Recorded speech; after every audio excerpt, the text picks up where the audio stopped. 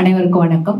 குருஜி வணக்கம். குருஜி 2024 மகா சிவராத்திரி கிளாஸில் தான் ஃபஸ்ட்டு நான் அட்டன் பண்ணேன்.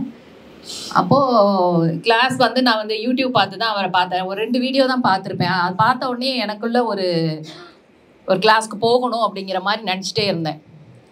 அப்போது ஃபஸ்ட்டு கிளாஸ் வந்து நான் என் பொண்ணை கூட்டிகிட்டு தான் வந்தேன். நாங்கள் 2 பேரும் அட்டன் பண்ணோம்.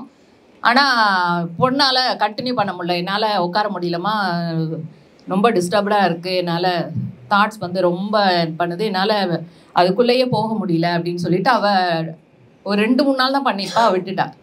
ஆனால் நான் பண்ண ஆரம்பித்ததுலேருந்து எனக்கும் கொஞ்சம் ஃபஸ்ட்டு வந்து தாட்ஸ் வந்து போயிட்டு தான் இருந்தது. ஆனால் நான் விடலை, தொடர்ந்து செய்துக்கிட்டே இருந்தேன். அப்போ செய்துகிட்டே இருக்கும்போது ரொம்ப நிறைய ஃபேமிலியில் லெவலில் எனக்கு இருந்த பிரச்சனைகள் ஒன்றா அப்படியே சால்வ் ஆச்சு. அது என்னன்னா நானாக எதுவும் கேட்கவே இல்லை. ஆனால் ஒவ்வொரு பிரச்சனையும் அது வந்த சுவடு தெரியாமல் அப்படியே மாறி போச்சு.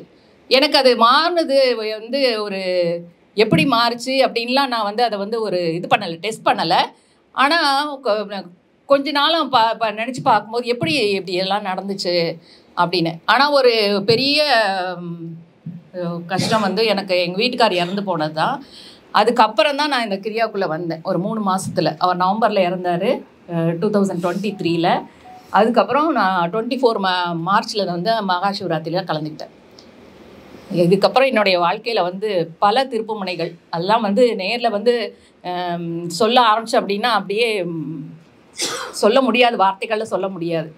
அதை ஒன்றொன்றையும் கடந்து வரும்போது நான் எதுவுமே கேட்கவே இல்லை. ஆனால் இதை மட்டும் பயிற்சியை மட்டும் தொடர்ந்து பண்ணிகிட்டு இருந்தேன். அதனால் உங்கள்கிட்ட என்ன கேட்குறேன் அப்படின்னா, பயிற்சியை மட்டும் எந்த காலத்தை முன்னிட்டும் விட்டுறாதீங்க.